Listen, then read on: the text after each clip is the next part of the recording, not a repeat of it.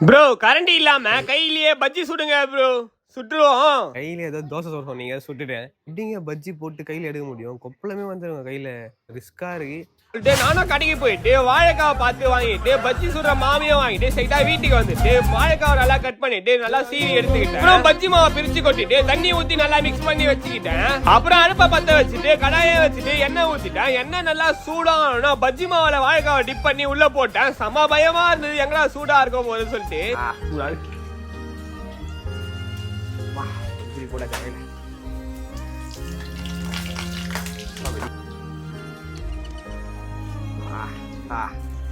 அப்பா அப்பா